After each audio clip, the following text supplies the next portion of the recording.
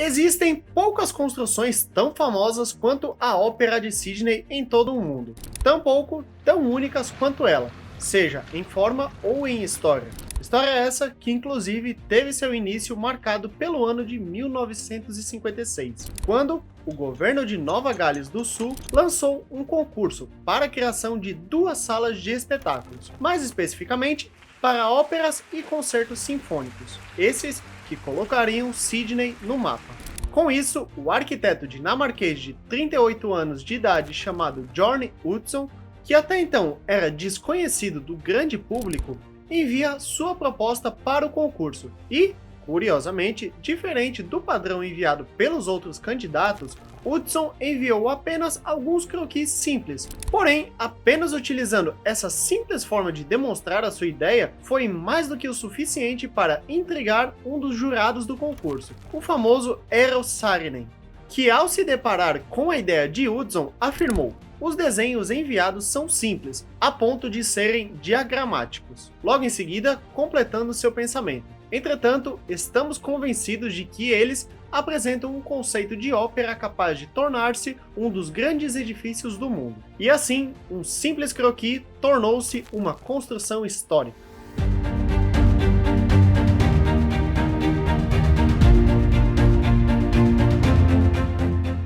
A construção da Ópera de Sydney teve seu início em março de 1959, após a demolição de um antigo forte, que ficava no local onde a mesma foi construída. E, basicamente, podemos dividir o projeto dessa construção em 3 grandes fases, essas que serão melhor explicadas no decorrer desse vídeo. E basicamente, essas fases são a fundação e construção do embasamento com vista para o porto de Sydney, seguido pela construção das cascas externas e, por fim, pela construção do interior.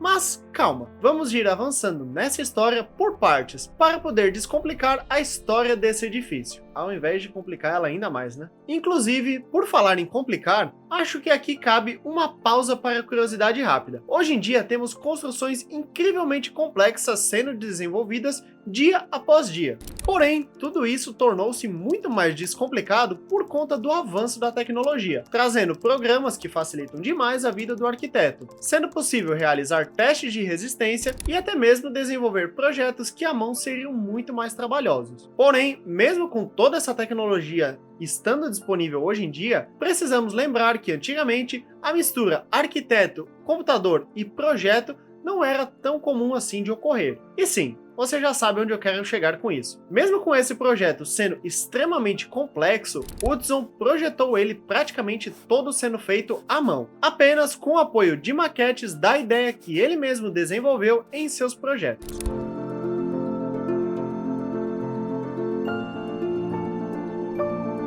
Mas, voltando para a história da construção desse monumento, temos a obra do embasamento, que foi iniciada quando Utzon ainda não havia feito o desenho da ópera em si. E basicamente, quem teve de cumprir esse papel foi a renomada empresa de engenharia Ove Arup Partners. E como essa edificação teve o início da sua construção de forma apressada, ainda com algumas questões estruturais não tendo sido de fato resolvidas, determinados pontos da base tiveram que ser modificados e reconstruídos, após a sua conclusão no ano de 1963, para assim poder suportar o peso das estruturas de concreto maciço que ela teria de sustentar. E ainda enquanto o embasamento estava sendo construído entre os anos de 1957 e 1963, Utzon e Arup estavam trabalhando para desenvolver um sistema de estrutura em casca, esse que tornaria o esquema esférico original agora sendo possível. Com isso, após desenvolverem 12 iterações posteriormente, eles chegaram a uma solução, que consistia basicamente em um sistema nervurado de cascas de concreto pré-moldado que seriam criados a partir de seções de uma esfera. Essa escolha de sistema permitiu que cada nervura fosse construída com uma série de segmentos padronizados, através de moldes comuns no próprio canteiro de obra. E a ideia de Utzon era fazer com que as cascas tivessem o aspecto de grandes velas brancas, para dar contraste assim com as águas azuis profundas do oceano. E, para poder atingir esse objetivo, as cascas foram cobertas com 1.056.066 telhas cerâmicas, que foram feitas na Suécia. a partir de argila e brita. E detalhe que para poder ser construída a icônica coberta dessa estrutura, foram necessários 11 anos de trabalho árduo. Porém, durante essa segunda etapa do projeto, um acontecimento abalou a todos os envolvidos na construção desse ícone. O arquiteto Johnny Hudson se demitiu do projeto.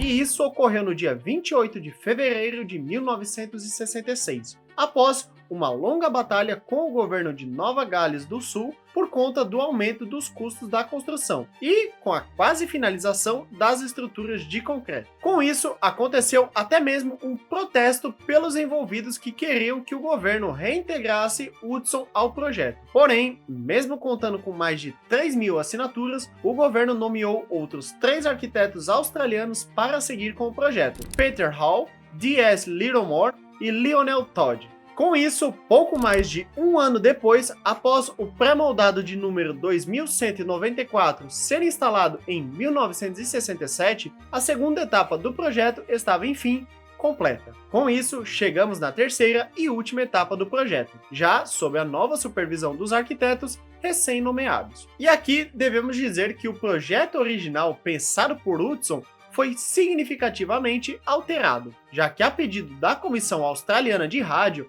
o salão principal, que originalmente tinha sido projetado como um espaço multiuso, servindo tanto para óperas quanto para concertos, se tornou um espaço exclusivamente para concertos, tendo uma capacidade total para 2.800 pessoas. Já a sala menor, que foi originalmente planejada para produções teatrais, acabou sendo alterada como casa de óperas e balés, e batizada posteriormente de Teatro de Ópera. Com isso, grandes escadarias externas levam a estes 2 auditórios principais, marcando assim uma entrada inesquecível para os seus visitantes. Porém, nem tudo mudou para melhor, já que devido à mudança dos principais salões, o Teatro Ópera atualmente é pequeno demais para poder receber grandes produções de ópera e balé. Isso porque, além desses grandes salões, o edifício ainda conta com outros cômodos em sua estrutura, como 3 teatros menores, uma biblioteca, uma sala de cinema, 3 restaurantes, 6 bares e 60 vestiários, sendo que no total esse edifício tem mais ou menos 1.000 salas com acesso através de um pátio que circunda todo o edifício e conecta os 5 pavimentos de performance. Ok, agora que já descomplicamos o interior da edificação, que por sinal não era nada descomplicado, vamos para o exterior, falar um pouco mais sobre as grandes paredes de vidro externas, que também foram deixadas nas mãos dos arquitetos que sucederam Hudson. Elas que são apoiadas por montantes de aço verticais que se estendem até a extremidade das cascas. E para poder ajudar a sustentar os mais de 2.000 painéis envidraçados, foram necessários colocar placas de bronze correndo por esses montantes. E, por sinal, esses painéis envidraçados não eram painéis comuns, já que foram projetados pela mesma empresa de Aerope. E basicamente eles são feitos de 2 camadas de vidro ligadas por uma camada de plástico que fica no meio deles, com o intuito de reforçar as janelas e, claro, proporcionar um melhor isolamento acústico. Com isso, após a conclusão desses painéis, o edifício foi enfim finalizado e inaugurado pela Rainha Elizabeth II, em outubro de 1973. E vocês se lembram que quando eu falei que Hudson saiu do projeto, uma das razões principais foi o aumento do custo da produção? Então, agora vocês vão entender o porquê disso. Inicialmente, a estimativa era gastar em torno de 7 milhões de dólares para ser construído.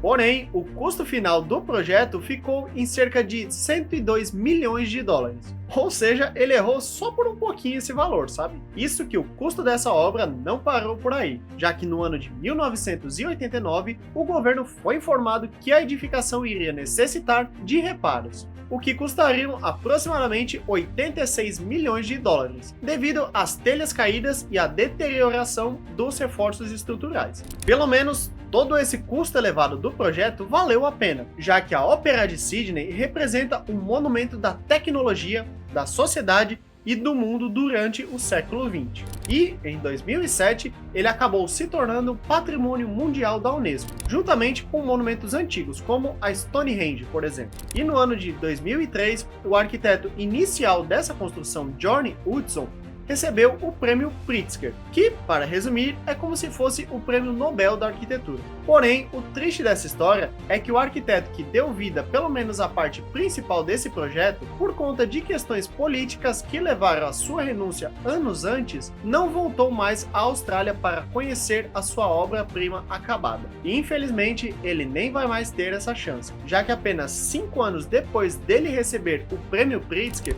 ele acabou falecendo de um ataque cardíaco enquanto dormia. Com isso, no dia seguinte, a Ópera de Sydney publicou um tributo ao seu idealizador e reduziu a iluminação externa do edifício por 1 hora, como forma de demonstrar o luto por ele. E é isso, meus caros colegas. Eu espero que vocês tenham gostado de conhecer um pouco mais não só sobre a história de uma das maiores construções do mundo moderno, como também da história do seu criador, que infelizmente acabou nos deixando aos seus 90 anos de idade. E caso você goste de construções históricas marcadas por grandes acontecimentos, aqui eu vou deixar 2 vídeos que são a sua cara. Mas, dito isso, que cada projeto seu seja uma obra-prima. Tchau!